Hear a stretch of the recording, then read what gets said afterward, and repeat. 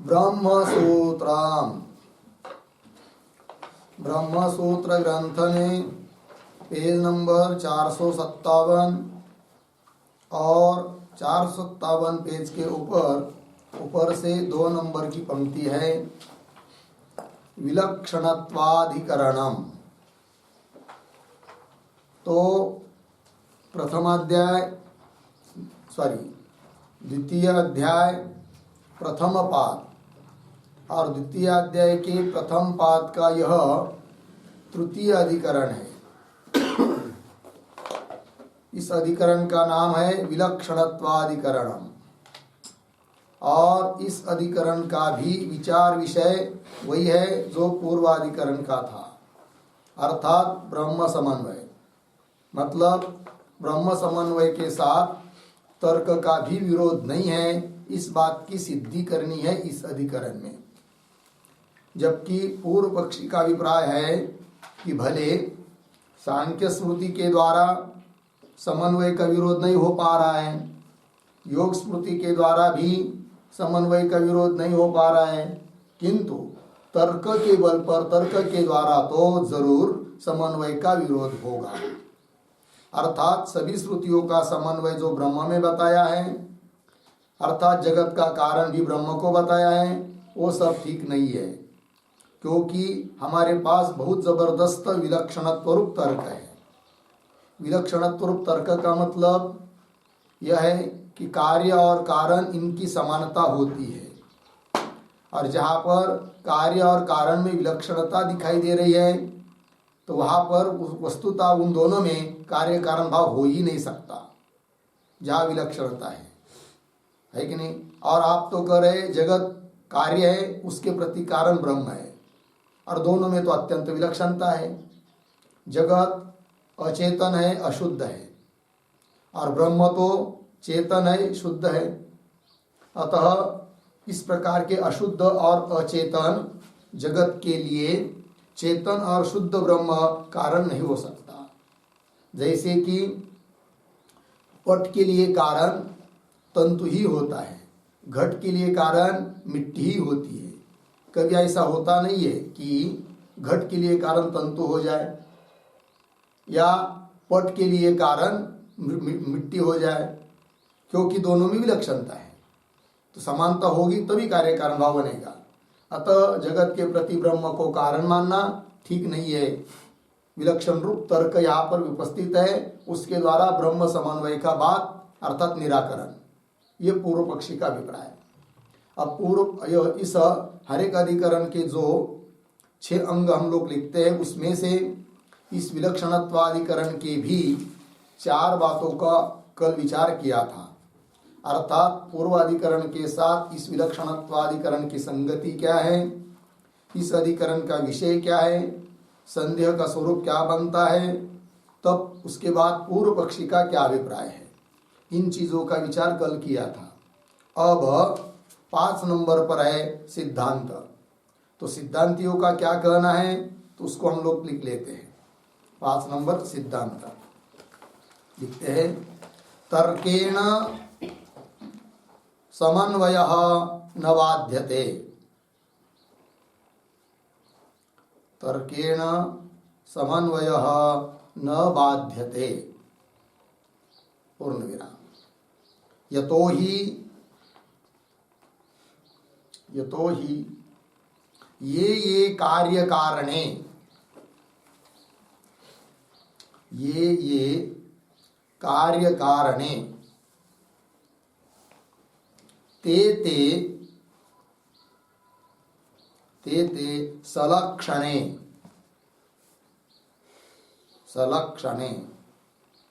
कौंस में लिखिए तुल्य लक्षणे,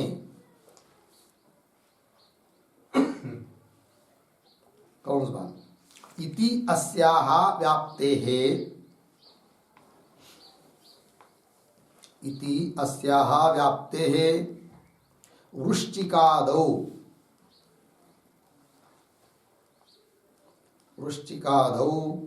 व्यभिचारः दृश्यते।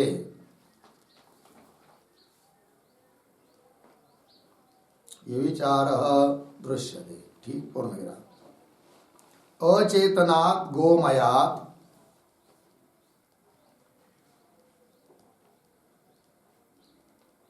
अचेतनात् गोमयात् वृश्चिकस्य चेतनस्य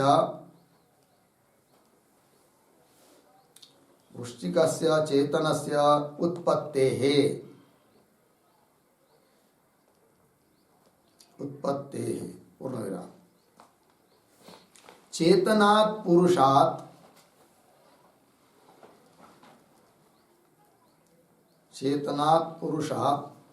अचेतनानां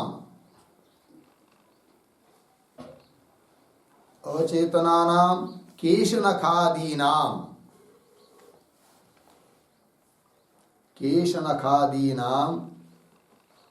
उत्पद्यमानत्वात्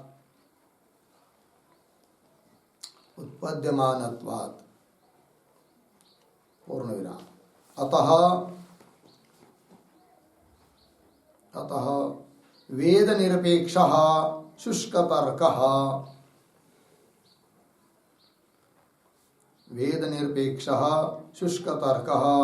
न क्वापि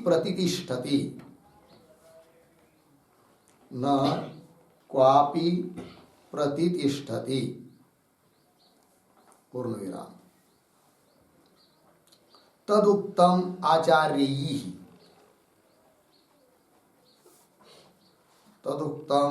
आचार्यैः क्या आगे उद्धरण चिन्ह में श्लोक है यत्नेन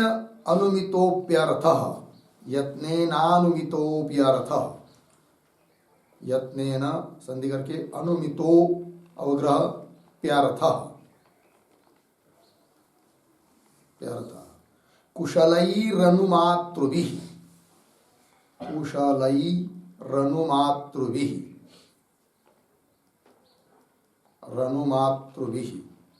पूर्णविराम पूर्वार्ध हो गया उत्तरार्ध अभियुक्ततरै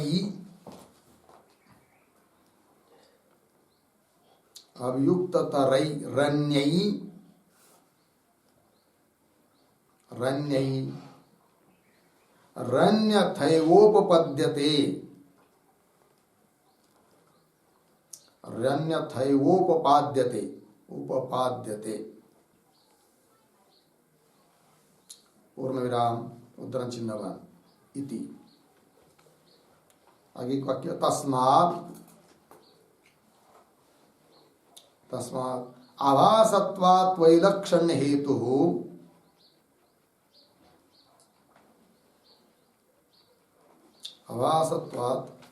वैलक्षण्य हेतुः न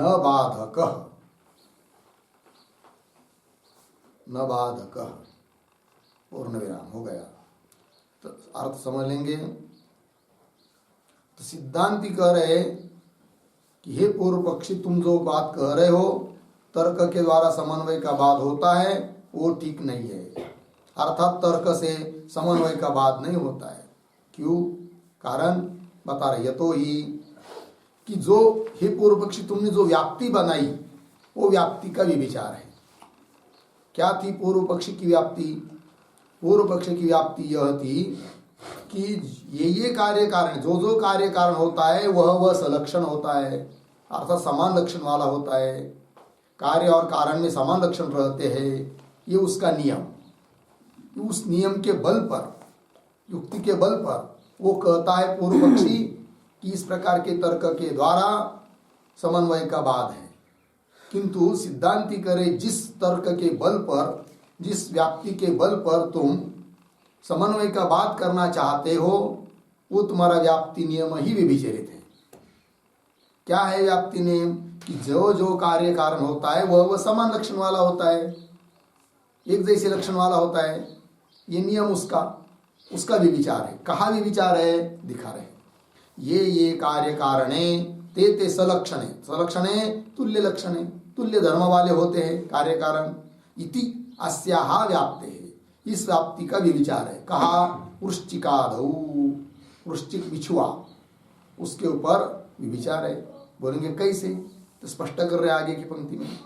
अचेतनात् गोमयात्, वहां पर कारण है गोमय, गोमय गोबर, सेन गाय का, गाय बैल भैंस गोबर, और उससे उत्पन्न होते क्या, वृश्चिक बिच्छुए।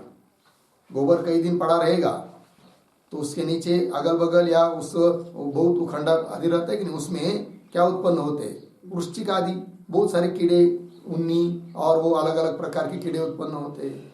अब वहां पर देखो भाई, कारण है कौन, गोमय गोबर है कि नहीं, और उत्पन्न हो रहे कौन, वृश्चिक आदि। तो कारण जो है वो गोबर, वो कैसा है, अचेतन, और उत्पन्न होने वाले वृश्चिक आदि चेतन। तो अचेतन से भी चेतन की उत्पत्ति हो गई, दिखाई दी। और इसकी विपरीत भी उदाहरण मिलता है, क्या वो दे रहे आगे, तो अचेतनात् गोमयात् वृश्चिकस्य चेतनस्य उत्पत्ते है, वृश्चिक चेतन स्वरूप जो वृश्चिक, उसकी उत्पत्ति होती है। एक विचार दिखाया नियम का। और दूसरी बात, चेतनात् पुरुषात्, अब यहां पर कारण जो है पुरुष, वो चेतन है, और चेतन रूप पुरुष जो कारण है उससे उत्पन्न होते केश और नख। हम लोगों के वो नख केश ये क्या है, अचेतन है। तो चेतन से अचेतन की उत्पत्ति हो रही है, और अचेतन से भी चेतन की उत्पत्ति हो रही है। अतः कार्य और कारण ये दोनों सलक्षण होते, तुल्य लक्षण वाले होते। यह जो नियम व्याप्ति पूर्व पक्ष ने बताई थी, वो उस व्याप्ति का ही क्या हुआ, विचार हुआ। लग गया। आइए, तो चेतनात् पुरुषात् अचेतनानाम केश नखादीनाम उत्पद्यमानत्वात्, ठीक है ना। आगे, अतः इसलिए वेद निरपेक्ष शुष्क तर्क, तर्क कैसा होता है, शुष्क, क्योंकि उसको वेद की अपेक्षा नहीं है, इसलिए वो शुष्क है। तो वेद निरपेक्ष शुष्क तर्क न कापि प्रतिष्ठति, कहीं पर भी उसको स्थैर्य नहीं मिलता है। तर्क को कोई कितना भी बुद्धिमान रहे और किसी चीज को तर्क से सिद्ध कर दे, किंतु उससे भी ज्यादा बढ़कर और कोई विद्वान आता है, बुद्धिमान आता है, तो उसका खंडन कर देता है। अतः तर्क की कोई प्रतिष्ठा नहीं होती है, स्थैर्य नहीं होता है। ये बात, उसी बात को बताया है आचार्य भगवान ने श्लोक के माध्यम से। क्या लिखा है श्लोक, यत्नेन अनुमितः अपि अर्थः कुशलैः अनुमातृभिः अभियुक्ततरैः अन्यैः अन्यथा एव उपपाद्यते। अन्वय, कुशलैः अनुमातृभिः, पीछे, यत्नेन अनुमितः अपि अर्थः, यत्नेन अनुमितः अपि अर्थः, नीचे के पंक्ति में, अन्यैः, उसके पीछे अभियुक्ततरैः, आगे अन्यथा एव उपपाद्यते। अर्थ देखिए भाई, कुशलैः अनुमातृभिः, अत्यंत कुशल, तरवेज, दक्ष, विद्वान, बुद्धिमान, कोई अनुमान करने वाला हो, उसके द्वारा यत्नेन प्रयत्न पूर्वक अनुमित अप्यर्थ, कोई किसी अर्थ की अनुमिति कर ली, अनुमित अप्यर्थ, किंतु अन्य ही अभियुक्त तरही, किंतु उससे भिन्न, जिसने यह अनुमिति बनाई है कोई भी, उससे भिन्न और उससे भी कोई बड़का बुद्धिमान आता है, तो अन्य ही अभियुक्त तरही, क्या, अन्यथा एव उपाद्यते, उसको अन्य रूप से ही उसको बता देते, उस पीछे का तर्क का खंडन हो जाता है। ऐसे बहुत उदाहरण हम लोग देखते हैं। एक तर्क करता है, तर्क से, अनुमान से, युक्ति से कोई बात सिद्ध करता है, दूसरा उसका खंडन कर देता है, फिर उसका पुनः दूसरा कोई खंडन कर देता है। ये बात चलती रहती है। अतः तर्क को कोई प्रतिष्ठा नहीं होती है, स्थैर्य नहीं होता है, ये बात। तस्मात् आभासत्वात्, आभास स्वरूप तर्क है, आभास है कि नहीं, मतलब क्या है, वास्तविक नहीं, यथार्थ नहीं है तर्क, आभास स्वरूप है कि नहीं, क्योंकि उसके जो तर्क उसने दिया था व्याप्ति, उसका भी विचार दिखाया। तो तस्मात् आभासत्वात्, आभास स्वरूप होने से वैलक्षण्य हेतु न बाधक, वैलक्षण्य हेतु तर्क है कि नहीं, विलक्षणता का कारण जो तर्क आदि है वह बाधक नहीं है, समन्वय का बात कर नहीं सकता तर्क, क्योंकि वो तर्क आभास स्वरूप है। ये बात है, यथार्थ नहीं होता है। ये हो गई सिद्धांत की बात। अब चलिए अंतिम 6 नंबर, प्रयोजनम। तो बराबर पूर्व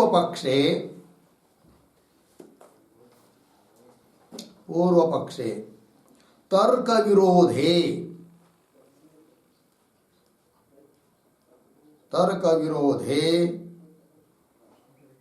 समन्वय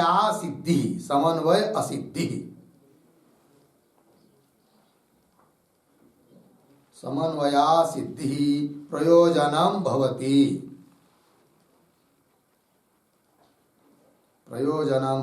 पूर्ण विराम। सिद्धांते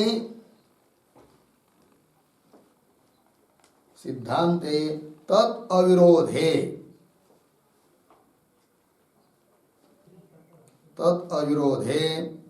समन्वय सिद्धि फलं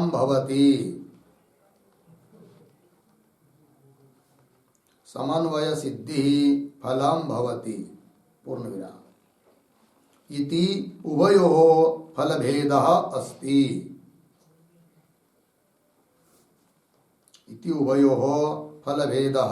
अस्ति।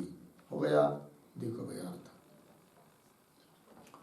तो पूर्व पक्ष में क्या फल?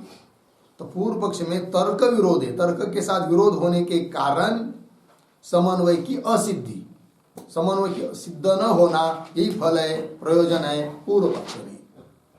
और सिद्धांत में तद अविरोधे, तर्क के साथ अविरोध, विरोध सिद्ध न होने के कारण समन्वय की सिद्धि, ब्रह्म समन्वय की सिद्धि, ये फल है।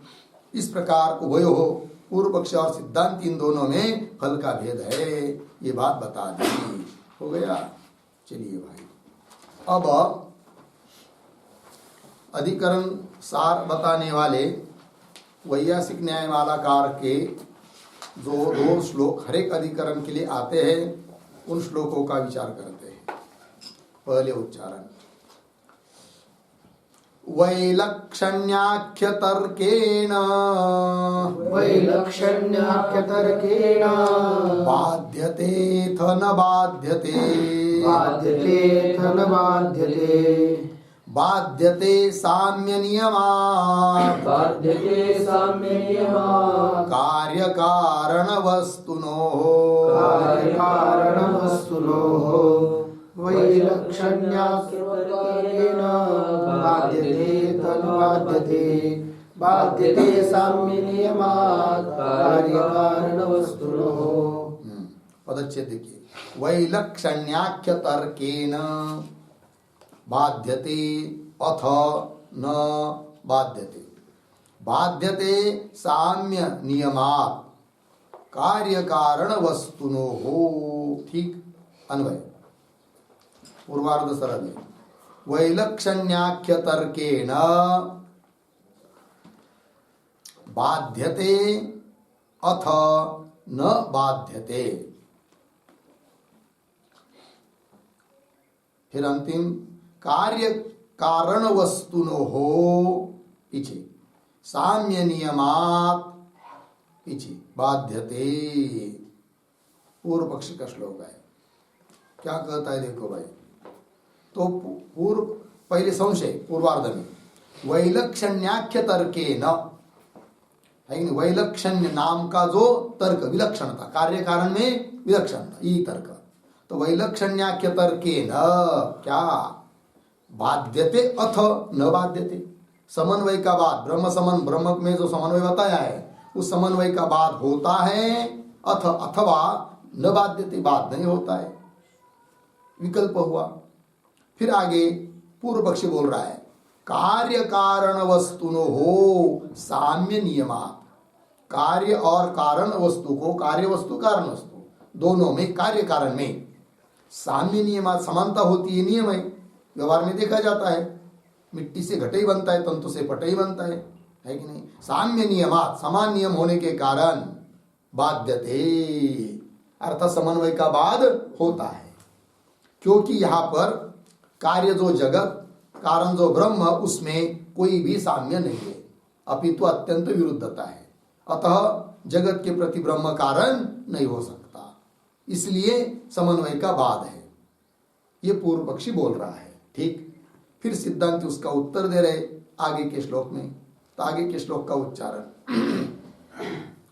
मृद्घटादौ समत्वेपि घटादौ समत्वेपि दृष्टं वृश्चिककेशयोः दृष्टं वृश्चिककेशयोः स्वकारणेन वैषम्यम् स्वकारणेन वैषम्यम् तर्काभासो न बाधकः तर्काभासो न बाधकः हृद्घटादौ समत्वेपि दृष्टं वृश्चिककेशयोः स्वकारणेन वैषम्यम् तर्काभासो न बाधकः मृद्घटादौ पदच्छेद देखिए समत्वे अपि दृष्टम वृश्चिककेशयोः स्वकारणेन वैषम्यम् तर्काभासः न बाधकः अन्वय मृद्घटादौ समत्वे अपि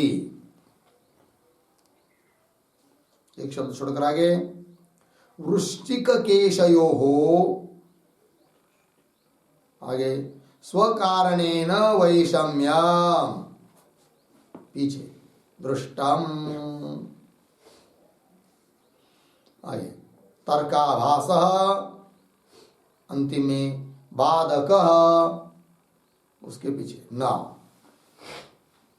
देखो भाई तो सिद्धांती कहते हैं हे पूर्व पक्षी मृद घटादो मिट्टी और घट ऐसे कुछ उदाहरणों में समत्व होने पर भी अर्थात कार्य कारण में समानता समान धर्मता होने पर भी सभी जगह ये नियम नहीं है।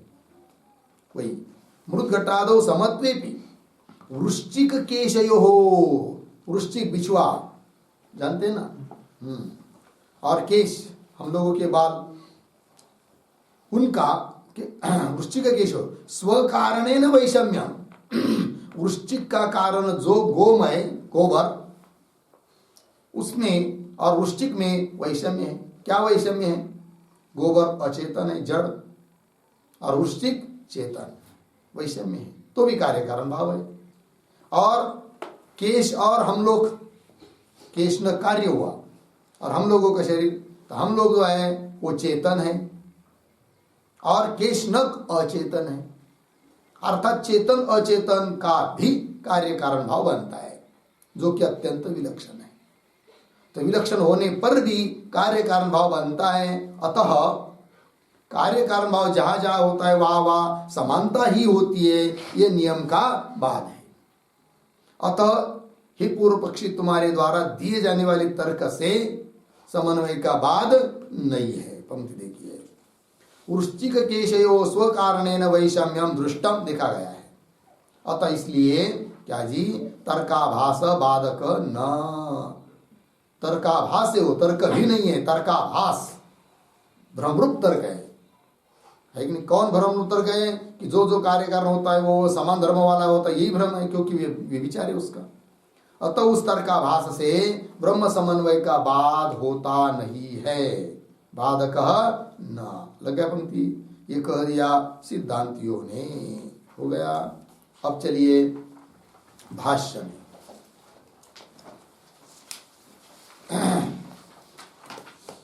ब्रह्म अस्य जगत निमित्त कारणम प्रकृति च इति अस्य पक्षस्य आक्षेपः स्मृति निमित्तः परिहृतः।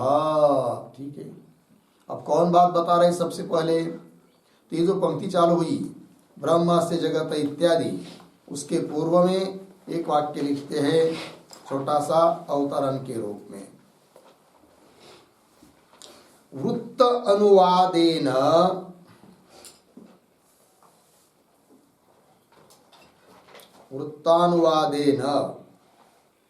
अस्य अधिकरणस्य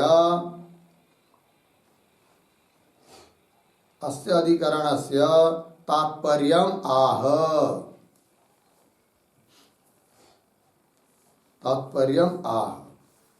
ब्रह्मास्य इति।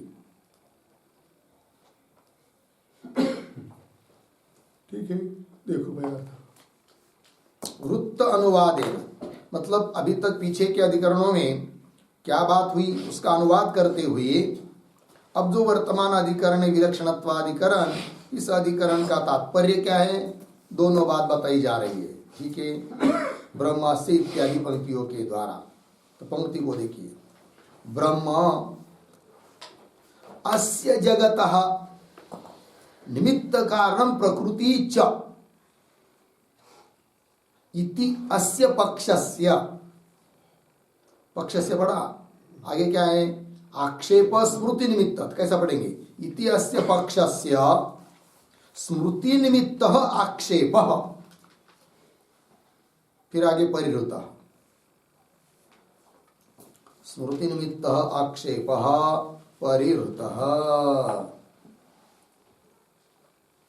ठीक, अर्थ देखिए भाई, ब्रह्म अस्य जगत, इस जगत का क्या है, निमित्त कारण है ब्रह्म, और प्रकृति मतलब उपादान कारण है। तो इस जगत के प्रति ब्रह्म निमित्त कारण भी है और उपादान कारण भी है। इत्यस्य पक्षस्य, ये जो सिद्धांतियों का वेदांतियों का पक्ष है, इस पक्ष में स्मृति निमित्त आक्षेप, सांख्य स्मृति योग स्मृति के निमित्त से किया गया जो आक्षेप, वेदांत मत पर किया गया आक्षेप, वो आक्षेप परिहृत, अभी तक पीछे के दो अधिकरण में उन स्मृति के निमित्त से, सांख्य स्मृति आदि के निमित्त से हुआ जो आक्षेप है, उस आक्षेप का परिहरण किया। तो पीछे क्या किया, ये बात बताई। अब क्या करोगे इस अधिकरण में, तब अधिकरण का तात्पर्य बता रहे आगे के वाक्य में। तर्क निमित्त इदानीम आक्षेप परिह्रियते, ये दिया। यहाँ के शब्दों का भी थोड़ा अन्वय, इदानीम उसके पीछे तर्क निमित्त आक्षेप परिह्रियते, इदानीम मतलब अब इस अधिकरण में तर्क निमित्त आक्षेप, तर्क के निमित्त से किया जाने वाला जो पूर्व पक्षी के द्वारा आक्षेप, उस आक्षेप का परिहरण करना है, निवृत्ति करनी है। ठीक है जी, चलिए ये तो बात हो गई, इस अधिकरण में क्या करना है, पीछे क्या किया, ये दोनों बात बता दी। लेकिन अब सिद्धांती उस पूर्व पक्षी पर आक्षेप करेंगे पहले, मतलब सिद्धांती पूछेंगे पूर्व पक्षी को, क्या पूछेंगे वो दे रहे आगे की पंक्ति में, कुतः पुनः अस्मिन् अवधारिते आगमार्थे तर्क निमित्तस्य आक्षेपस्य अवकाशः। ठीक है, तो ये जो पंक्ति चालू हुई ना, कुतः इत्यादि, उसके ऊपर लिखिए आक्षेप, सिद्धांतियों के द्वारा आक्षेप किया जा रहा है पूर्व पक्ष पर, आक्षेप। अब कैसा आक्षेप है, तो कुतः इत्यादि जो पंक्ति है उसके पीछे अवतरण के रूप में एक छोटा वाक्य, पूर्व पक्षम आक्षिपति,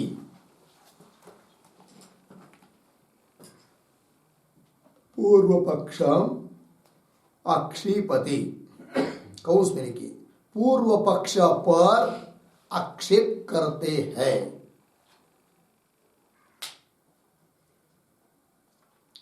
पूर्व पक्ष पर आक्षेप करते हैं, पूर्ण विराम, कुतः इति।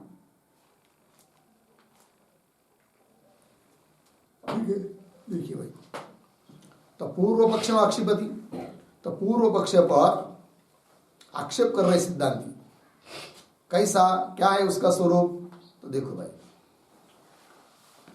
कुतः पुनः अस्मिन् अवधारिते आगमार्थे तर्क निमित्तस्य आक्षेपस्य अवकाशः। ठीक, थोड़ा अन्वय करेंगे शब्दों का, पुनः एक शब्द छोड़कर आगे, अवधारिते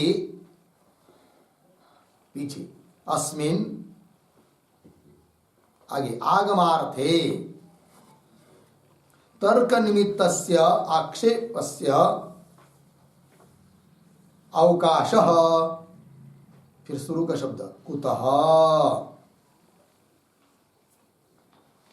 ठीक है, देखो भाई, पुनः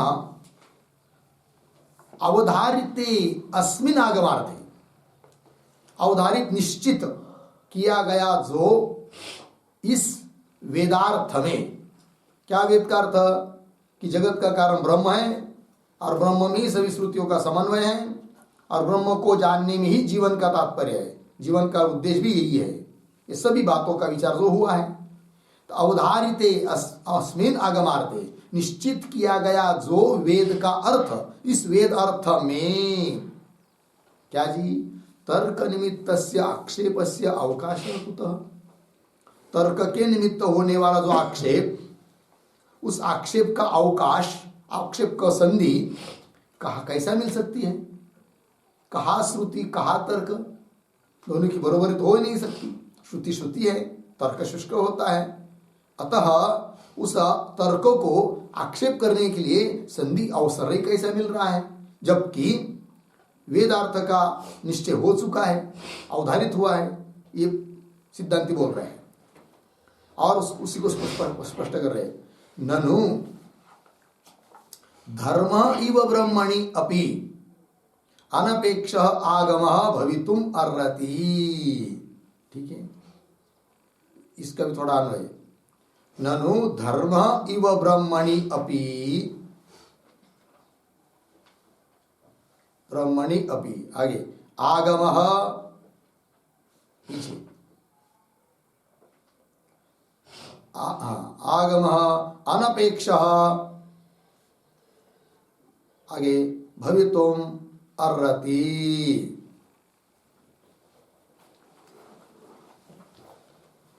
ठीक है, देखो भाई अर्थ। ननु, ननु मतलब या ननु करते क्योंकि, धर्म इव ये दृष्टांत, ब्रह्मणि अपि सिद्धांत, क्या तो ब्रह्मणि अपि आगम अनपेक्ष भवितुम अर्हति। ठीक है ना, क्योंकि आगम अनपेक्ष भवितुम अर्हति। आगम वेद, अनपेक्ष किसी की अपेक्षा न करने वाला, अर्थात स्वतः ब्राह्मण, स्वातंत्र्य है कि नहीं, भवितुम अर्हति, ब्रह्म में भी, मतलब धर्म में जैसा, धर्मणि धर्म इव, धर्मे इव, धर्म में जिस प्रकार, धर्म के बारे में जिस प्रकार, धर्म यागादिरेव धर्म, यज्ञ यागादि इसके बारे में जैसे एकमात्र प्रमाण है, स्वतंत्र प्रमाण है कौन? आगम वेद, किसी की अपेक्षा नहीं करता है। उस प्रकार ब्रह्म के प्रतिपादन में भी एकमात्र स्वतंत्र प्रमाण आगम ही हो सकता है।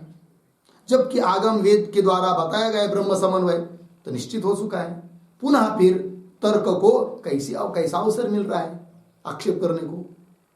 ये आक्षेप किया जा रहा है पूर्व पक्षी पर, सिद्धांतियों के द्वारा, क्योंकि पूर्व पक्षी का क्या कहना है कि तर्क के द्वारा ब्रह्म के समन्वय का बात, अर्थात तर्क से आक्षेप कर रहा है पूर्व पक्षी, किंतु सिद्धांति पूछ रहे उसको क्या कि तर्कों को संधि कैसी मिल रही है आक्षेप करने को?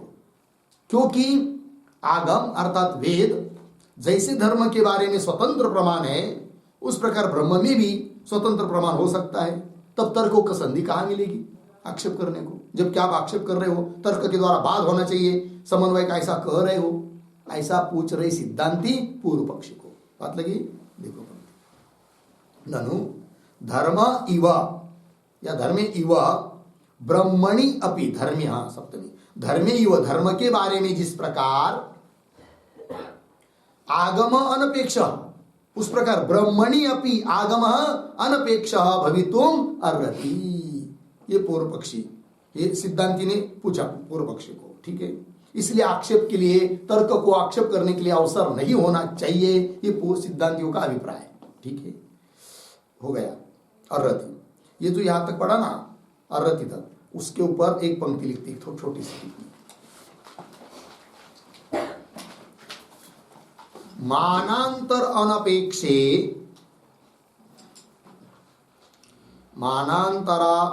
मानांतर अनपेक्षे वेदैक समधिगम्ये, वेदैक समधिगम्ये ब्रह्मणि, ब्रह्मणि अनुमानात्मक तर्कस्य अनुमानात्मक तर्कस्य अप्रवेशः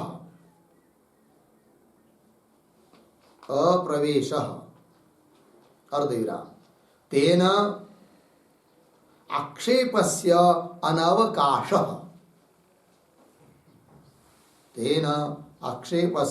अनवकाशः अर्धविराम तर्कवेदयोः भिन्न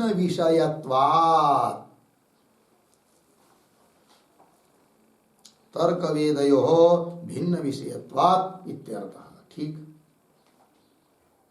देखिए भाई, मानांतर अनपेक्षे वेदैक समाधिगम्य ब्रह्मणि, अन्य प्रमाण की अपेक्षा न करने वाला और वेदैक समाधिगम्य, ऐसा वेद के ही द्वारा केवल जाना जाने वाला जो ब्रह्म, उस ब्रह्म के बारे में अनुमानात्मक तर्क से अप्रवेश, अनुमानात्मक जो तर्क उसका प्रवेश ही नहीं है, वो उसको छू ही नहीं सकता। तब तर्कों को क्यों इतना महत्व दिया जा रहा है कि जिसके बल पर आप ब्रह्म समन्वय पर आक्षेप कर रहे हो, है कि नहीं? तो मानांतर अपेक्षे वेदैक समाधिगम्य ब्रह्मणि अनुमानात्मक तर्क से अप्रवेश, ऐसे उस तर्क के द्वारा तेन आक्षेपस्य अनवकाश, आक्षेप होने के लिए क्या नहीं है, अवकाश ही नहीं है। ठीक है, समझ लीजिए कोई राजा कह रहा है कि या तालाब निर्माण करो, और वहां के गांव का सरपंच कह रहा है मत करो। अब कोई आक्षेप हो सकता है सरपंच के द्वारा, कोई मानेगा उसकी बात को, है कि नहीं? है कि नहीं? उसको कैसे ही कोई लेगा नहीं, ये क्या बोल रहा है, छोड़ो इसको हटा दो बाजू में, मानेगा ही नहीं, है कि नहीं? क्योंकि बात किसका है, विधान किसका है, राजा जो सर्वे सर्वा है, वो कह रहा है यहाँ पर तालाब बनाना है, और ये कोई छुटुक मुटुक कोई गांव का सरपंच बोल रहा है नहीं बनाना है, कौन मानेगा? हाँ, यदि इधर राजा कह रहा है और उधर रानी कह रही है मत बांधो, तब तो बड़ा झगड़ा हो सकता है भाई, क्योंकि रानी को भी बहुत अधिकार होता है, या दूसरा कोई राजा कह रहा है या नहीं बांधने देंगे, तो झगड़ा युद्ध भी हो सकता है, वह आक्षेप एक दूसरे के साथ हो सकता है। किंतु कहा श्रुति वेद जिसको किसी की अपेक्षा नहीं है, स्वतंत्र प्रमाण है, स्वतः प्रमाण है, और इधर कहा कौन, ये छुटुक मुटुक तर्क जिसको कोई प्रतिष्ठा नहीं होती है। और ऐसे तर्क के द्वारा कैसा आप आक्षेप कर रहे हो, ये सिद्धांति पूछ रहे उस पूर्व पक्षी को, आक्षेप करने वाले को। ठीक है, तेन आक्षेप से अनवकाश, क्यों, तर्क वेदयो भिन्न विषयत्वात्, वेद का भिन्न विषय, वेद का विषय है ब्रह्म, और वो तर्क का विषय हो ही नहीं सकता, क्योंकि तर्क का वहां प्रवेश है ही नहीं है। तर्क का विषय है जगत, इधर कुछ तो आप तर्क लगा सकते हैं, जहां प्रत्यक्ष हो रहा है बात, घट पट आदि, इधर तर्क लगा सकते हैं, और ब्रह्म के बारे में तर्क चल ही नहीं सकता। ब्रह्म का प्रतिपादन केवल श्रुति के द्वारा ही हो सकता है। तो दोनों का विषय भिन्न होने से, है कि नहीं, यदि दोनों का विषय एक होता तब हो सकता है भाई ये कह रहा है और वो दूसरा व्यक्ति ये कह रहा है, तब तो बात गड़बड़ हो जाती। किंतु आक्षेप करने के लिए अवसर ही कहाँ मिलेगा तर्क को, ये सिद्धांतियों का आक्षेप हो गया इतना। अब देखिए फिर इतना हुआ ना, ननु धर्मे इव ब्रह्मणि अपि अनपेक्षा आगम भवितुम अर्हति, हो गया इतना। उसके ऊपर टिप्पणी लिख के दी थी, वो भी पूरा हो गई, यहां तक हो गया भाई एक बात। अब आगे चलिए, भवेत् अयम अवष्टम्भ यदि प्रमाणांतरानवगाह्य आगम मात्र प्रमेय अयम अर्थ स्यात् अनुष्ठेय रूप इव धर्म। बहुत मजे की बात है। अब तो अब भवेत इत्यादि जो पंक्ति है ना, उसके ऊपर लिखिए समाधान। समाधान मतलब सिद्धांत समाधान दे रहा है, ऐसे नहीं, क्योंकि सिद्धांतियों ने ऊपर का आक्षेप किया है पूर्व पक्ष पर, अब पूर्व पक्षी उसका समाधान दे रहा है। ये बात, अब पूर्व पक्षी समाधान देगा मतलब क्या कहेगा पूर्व पक्षी, सिद्धांतियों ने क्या कहा ऊपर अभी कि आक्षेप तर्क के द्वारा कर नहीं सकते, सिद्धांतियों ने कहा। अब सिद्धांति इस आक्षेप का, सिद्धांतियों का जो यह आक्षेप है उसका समाधान दे रहा है पूर्व पक्षी, अर्थात पूर्व पक्षी क्या कहेगा, हाँ, तर्क के द्वारा आक्षेप होना उचित ही है, आक्षेप हो ही सकता है, इस बात की सिद्धि करेगा पूर्व पक्षी, ठीक है ना। समाधानम तो भवेत इत्यादि जो पंक्ति है उसके पूर्व में एक वाक्य लिखते हैं अवतरण, सिद्धस्य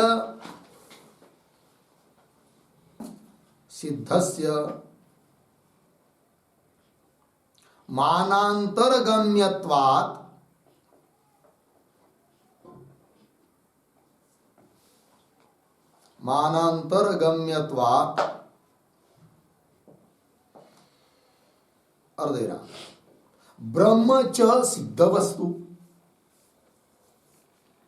ब्रह्म च सिद्ध वस्तु अर्धेरा अतः श्रुति तर्कयोः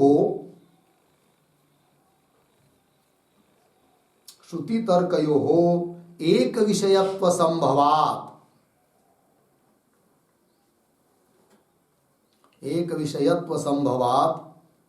विरोधः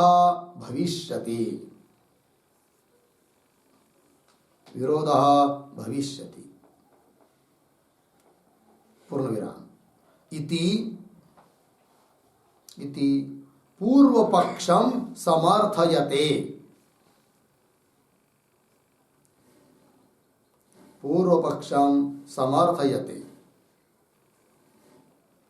कौंस में लिखिए पूर्व पक्ष का समर्थन करते हैं,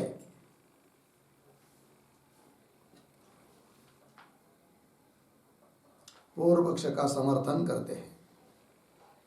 कौन सी बात? भवेत इति मतलब भवेत इत्यादि पंक्ति के द्वारा। अर्थ देखिए भाई, सिद्धस्य मानांतरगम्यत्वात्, सिद्ध जो वस्तु होती है वह बहुत सारे प्रमाण के द्वारा जानी जा सकती है। जैसे सामने घट रखा है, सिद्ध वस्तु है, तो प्रत्यक्ष के द्वारा जाना जा सकता है, अनुमान के द्वारा जाना जा सकती है, और शब्द प्रमाण के द्वारा आदि आदि करके, है कि नहीं। तो सिद्धस्य मानांतर गम्यत्वात्, सिद्ध वस्तु बहुत सारे प्रमाण से जानी जाती है, और ब्रह्म भी सिद्ध वस्तु है, कोई बनाई जाने वाली वस्तु थोड़ी है, सिद्ध वस्तु है। कौन? ब्रह्म।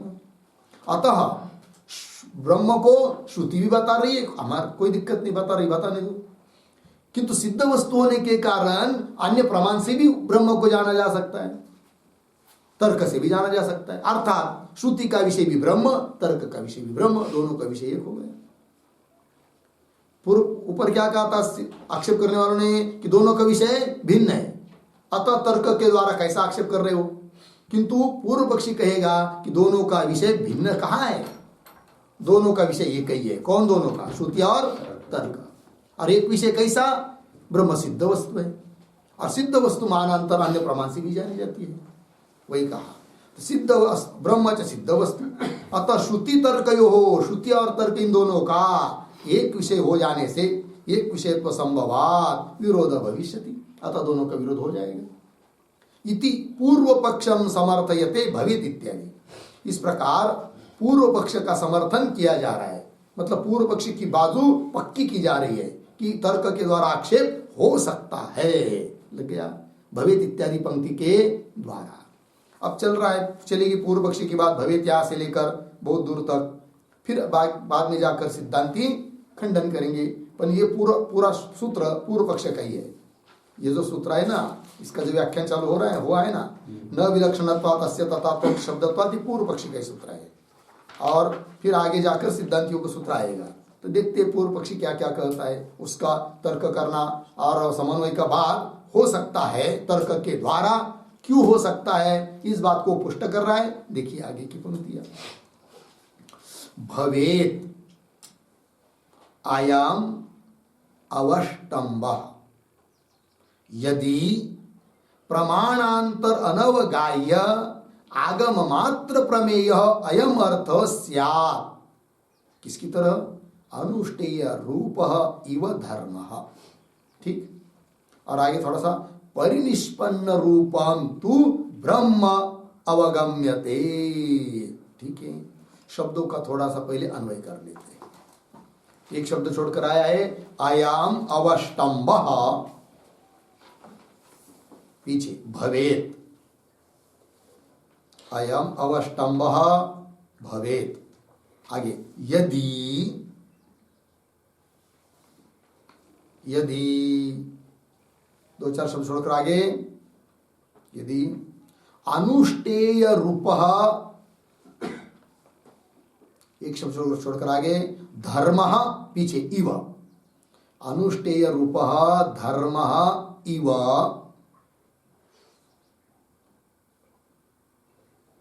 फिर पीछे अयम अर्थः, अयम अर्थः, उसके पीछे प्रमाणांतर अनवगाह्य आगम मात्र प्रमेय, एक शब्द छोड़कर आगे स्यात्, स्यात्। फिर तो बहुत आगे जाकर तू ब्रह्म, उसके पीछे परिनिष्पन्न रूपम अवगम्यते। देखो भाई अर्थ, तो पूर्व पक्षी बोल रहा है अयम अवष्टम्भ भवेत्। अवष्टम्भ शब्द का अर्थ है दृष्टांत, अवष्टम्भ नाम दृष्टांत। तो पूर्व पक्षी कह रहा है सिद्धांतियों को अयम अवष्टम्भ भवेत्, यह तुम्हारा दृष्टांत लागू होता तब, कब, यदि। आगे कह रहा है कौन सा दृष्टांत, कि अभी अभी पीछे वाक्य में जो कहा ना कि धर्मे इव ब्रह्मणि अपि, जैसे धर्म के बारे में स्वतः प्रमाण है आगम वेद, उस प्रकार ब्रह्म के बारे में भी स्वतंत्र प्रमाण है आगम वेद, ब्रह्म के बारे में भी। अतः तर्क का प्रवेश ही नहीं है, तो तर्क के द्वारा कैसा आप आक्षेप कर सकते हो। किंतु यह तुम्हारा धर्म के बारे में इस प्रकार का दृष्टांत तब लागू होता जैसे कि धर्म के बारे में वेद के अलावा और कोई प्रमाण है ही नहीं। धर्म याग आदि, कि अमुक याग करने से अमुक फल मिलता है स्वर्ग आदि, वो दूसरा कोई तर्क से वो बात सिद्ध नहीं होती, उसके लिए केवल और केवल वेद ही प्रमाण है। उस प्रकार यदि ब्रह्म के बारे में, पहले भाव सुन लीजिए, उस प्रकार यदि ब्रह्म के बारे में वेद के अलावा दूसरा कोई प्रमाण, तब तुम्हारा ये दृष्टांत देना ठीक होता, और तब हम भी मानते कि तर्क के द्वारा आक्षेप नहीं हो सकता। किंतु गम्मत बात यह है कि धर्म के बारे में तो आगम ही प्रमाण, ये बात हम मानते हैं, किंतु ब्रह्म के बारे में केवल वेद ही प्रमाण, इस बात को हम नहीं मानते। क्यों? इसलिए नहीं मानते कि ब्रह्म सिद्ध वस्तु है, और जहां भी कई व्यवहार में सिद्ध वस्तु होती है उसके लिए अनेक प्रमाण होते हैं। ब्रह्म भी सिद्ध वस्तु है, अतः ब्रह्म सिद्ध वस्तु होने के कारण उसको हो सकता है आगम भी बता दे, और हो सकता है तर्क का भी विषय बने, क्योंकि सिद्ध वस्तु के लिए अनेक प्रमाण होते ही है। अतः धर्म की तरह यह बात नहीं है, धर्म का दृष्टांत यहां लागू नहीं हो सकता है, इसलिए तर्क के द्वारा समन्वय का बात हो सकता है, आक्षेप हम कर सकते हैं। ये पूर्व पक्षी अपनी बात को पुष्ट कर रहा है। बात लगी? चलिए पंक्तियों को देखिए अब शब्दशः।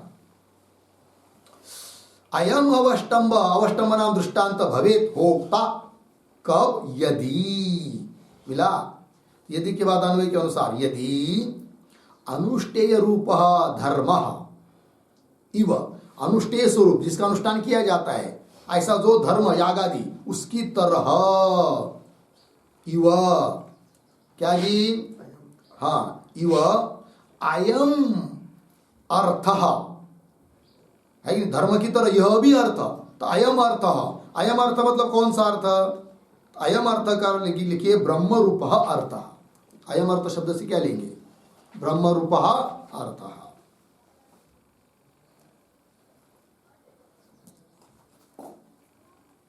तो धर्म की तरह यह भी अर्थ, अयम अर्थ ब्रह्म रूप अर्थ भी, क्या जी, प्रमाणांतर अनवगाह्य, मिल रही पंक्ति शब्द अन्वय के अनुसार, अयम अर्थ है ब्रह्म रूप अर्थ भी प्रमाणांतर अनवगाह्य। प्रमाणांतर मतलब श्रुति को छोड़कर अन्य प्रमाण के द्वारा यदि अनवगाह्य, अवगाहन न होता, जाना न जाता, कौन, अयम अर्थ, अन्य प्रमाण के द्वारा यदि जाना न जाता, धर्म की तरह। जैसे धर्म अन्य प्रमाण के द्वारा जाना नहीं जाता है, उस प्रकार यह ब्रह्म रूप अर्थ भी प्रमाणांतर अनवगाह्य और आगम मात्र प्रमेय, केवल आगम वेद के द्वारा ही प्रमेय मतलब ज्ञात होता कौन? अयम अर्थ, ब्रह्म रूप अर्थ है कि नहीं? आगम मात्र प्रमेय, ज्ञेय होता, ज्ञात होता है कि नहीं? प्रमेय स्यात्, ऐसा यदि होता तब हम मानते, तब तुम्हारा दृष्टांत ठीक होता, और तब हम मानते कि तर्क के द्वारा आक्षेप नहीं किया जा सकता। किंतु जैसा धर्म केवल आगम मात्र ग्राह्य है, वेद के द्वारा जाना जाता है, उस प्रकार ब्रह्म के बारे में वैसी बात नहीं है। क्यों नहीं? लेकिन ब्रह्म के बारे में वैसी बात, मतलब केवल आगम द्वारा ही, वेद के द्वारा ही ग्राह्यता ब्रह्म में क्यों नहीं है? उसका कारण यह है कि धर्म और ब्रह्म में बहुत अंतर है। धर्म साध्य वस्तु है, याग आदि किया जाता है, उसको बनाया है कि नहीं? और ब्रह्म सिद्ध वस्तु है। साध्य वस्तु के लिए जैसा बताया वैसा ही मानना पड़ेगा, इसलिए आगम ही वहां प्रमाण है। किंतु सिद्ध वस्तु है कौन? ब्रह्म। उसके लिए जरूरत नहीं है कि ये कई प्रमाण हो, तो बहुत सारे प्रमाण होती ही व्यवहार में सिद्ध वस्तु के लिए। अतः जैसे ब्रह्म के रूप अर्थ में सिद्ध वस्तु के लिए तुम्हारा आगम प्रमाण है, हम कहेंगे तर्क के द्वारा भी होता है, तो बहुत सारे प्रमाण हो सकते हैं। अतः तर्क के द्वारा हम आक्षेप कर सकते हैं, क्योंकि तर्क का भी विषय ब्रह्म बन रहा है। क्यों? सिद्ध वस्तु होने के कारण। कौन बोल रहा है सब? पूर्व पक्षी। क्या सिद्ध कर रहा है? कि तर्क के द्वारा आक्षेप संभव है, इस बात की सिद्धि। लग गया इतना? आगे, तू परंतु ब्रह्म परिनिष्पन्न रूपम अवगम्यते। तू परंतु ब्रह्म कैसा है? परिनिष्पन्न रूपम। परिनिष्पन्न रूपम का अर्थ लिखिए सिद्ध वस्तु। परिनिष्पन्न है मतलब सिद्ध वस्तु है। अवगम्यते, न्यायते, जानी जाती है। ब्रह्म तो सिद्ध वस्तु है, और आप भी बताते सिद्धांत ब्रह्म सिद्ध वस्तु है करके। वो कोई निर्माण क्या, जैसे भवन साध्य वस्तु बनाया जाता है, वैसा ब्रह्म थोड़ी कोई बनाया जाने वाली वस्तु है, वो तो सिद्ध वस्तु है। तू ब्रह्म परिनिष्पन्न रूपम अवगम्यते। लग गया? आगे चलिए।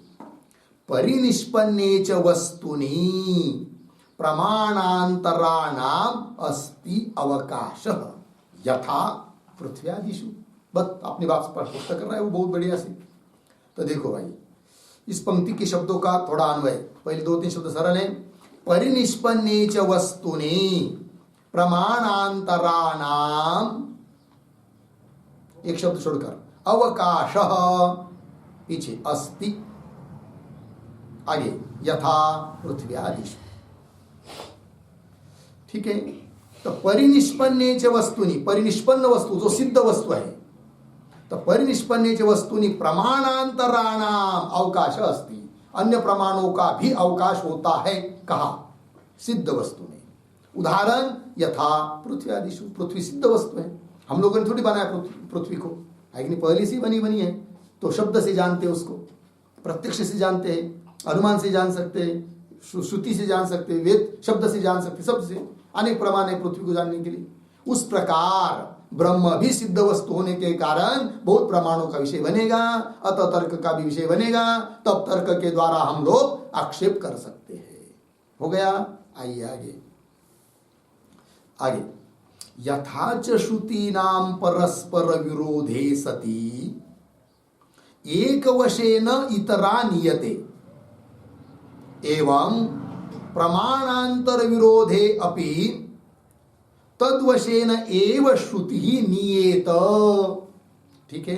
अब देखो भाई क्या कहता है वो कहता है, भाव पहले बता देता हूं कि वो पूर्व पक्षी का अभिप्राय यह है क्या कि जहां पर जैसे उदाहरण में दो श्रुतियों का यदि परस्पर विरोध होता है, तो ऐसी स्थिति में क्या किया जाता है?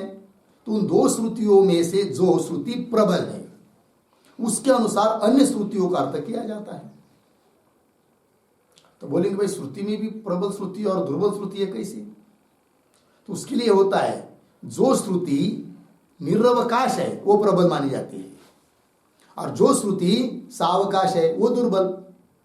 दो श्रुति है आपके पास, और एक श्रुति का प्रयोजन कहीं हो चुका है तो वो सावकाश हुई, उसको कहीं तो अवसर मिल गया काम करने का। और एक दूसरा श्रुति है कि जिनको कहीं पर लागू ही नहीं पड़ी अभी वो, तो वो कैसी हुई? निरवकाश।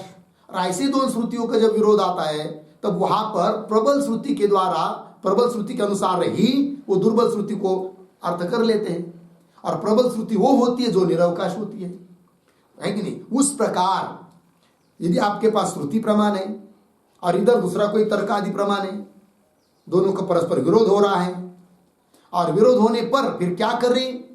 तो उनमें से जो प्रबल है, जो निरवकाश है, उनके अनुसार दूसरे को मान ली।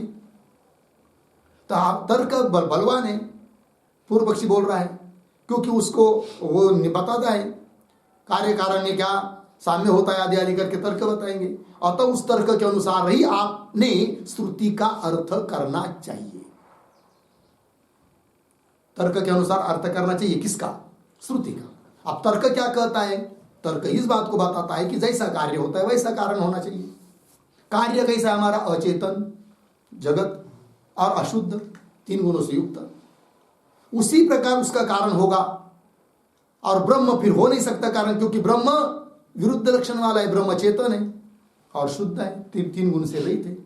अतः ब्रह्म को कारण मत मानो, फिर किसको कारण मानो? प्रधान को कारण मानो, क्योंकि प्रधान कैसा है? जगत कार्य की तरह अचेतन है, कार्य जगत जैसा अचेतन है वैसा प्रधान अचेतन है। कार्य रूप जगत जैसा अशुद्ध मतलब तीन गुणों से युक्त है, उस प्रकार प्रधान भी तीन गुणों से युक्त है। अतः जगत का कारण प्रधान मानना चाहिए, ब्रह्म को नहीं। तर्क के अनुसार श्रुति का अर्थ करो। कौन कह रहा है? पूर्व पक्षी। बात लगी? पंक्ति देखिए, यथाच श्रुति नाम, मिल गया ना? तो ये जो पंक्ति है यथाच इत्यादि, उसके पूर्व में एक वाक्य लिखते अवतरण के रूप में, ननो ननो एक विषयत्वेन, एक विषयत्वेन विरोधे अपि, विरोधे अपि श्रुति विरोधात्, श्रुति विरोधात् मानांतरम एव बाध्यताम, मानांतरम एव बाध्यताम इति अतः आह, इति अतः आह यथाच इति।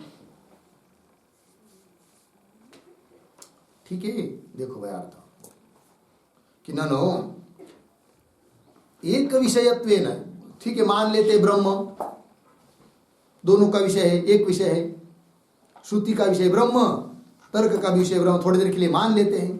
किंतु एक विषय होने पर भी, एक विषयत्वेन विरोधे अपि, एक विषय होने से विरोध होने पर भी श्रुति विरोधात् मानांतरम एवं बाध्यता, श्रुति के साथ विरुद्ध होने के कारण श्रुति के द्वारा अन्य प्रमाण कई बार होना चाहिए, ऐसा यदि सिद्धांति बोलते हैं तो उसको उत्तर दे रहा है पूर्व पक्षी यथाच श्रुति नाम इत्यादि भाष्य पंक्ति से। ठीक है, पंक्ति को देखिए, यथाच श्रुति नाम मतलब श्रुति के द्वारा ही अन्य प्रमाण का बाद हो, ये बात नहीं, पूर्व पक्षी बोल रहा है। फिर किसके द्वारा किसका बात, तो वो बता रहा है युक्ति पूर्व पक्षी। यथाच श्रुति नाम परस्पर विरोधी, दृष्टांत दे रहा है वो, जिस प्रकार श्रुतियों का परस्पर विरोध होने पर, विरोधे सति एक वशेन इतरा नियंते, एक वचन मतलब एक श्रुति के अनुसार, प्रबल श्रुति के अनुसार वो दुर्बल श्रुतियों का अर्थ उसी के अनुसार किया जाता है। लग गया?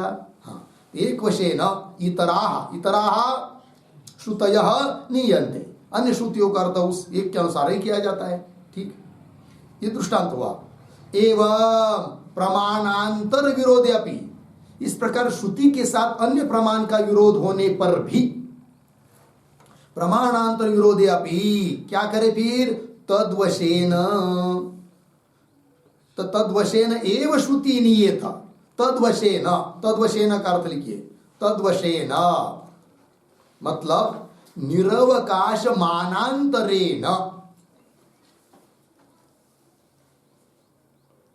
निरवकाश मानांतरेण एव।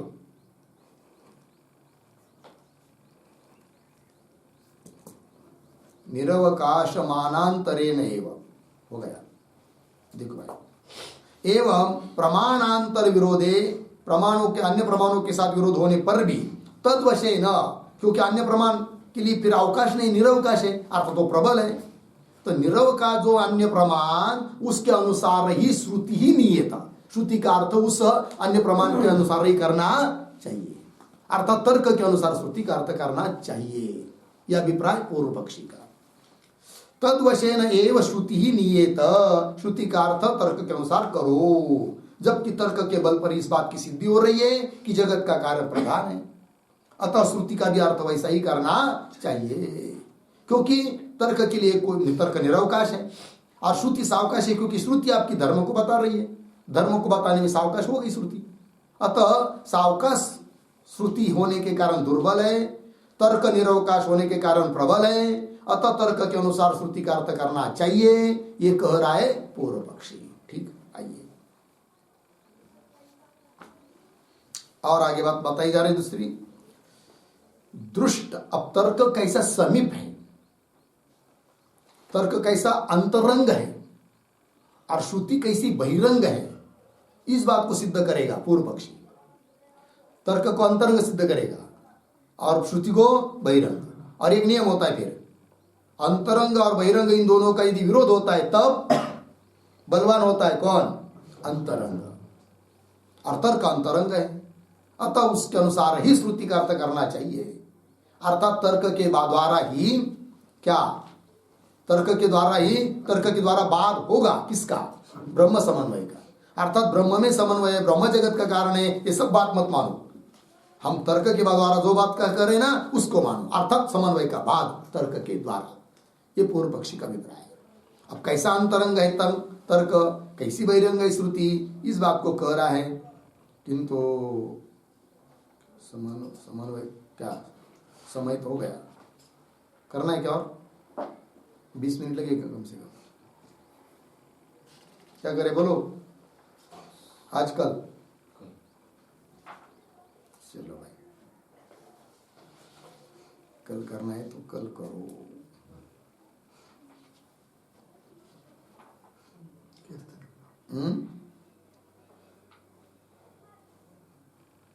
कीर्तन है, ठीक है। ओम पूर्णमदः पूर्णमिदं पूर्णात् पूर्णमुदच्यते पूर्णस्य पूर्णमादाय पूर्णमेवावशिष्यते। ओम शांति शांति शांति।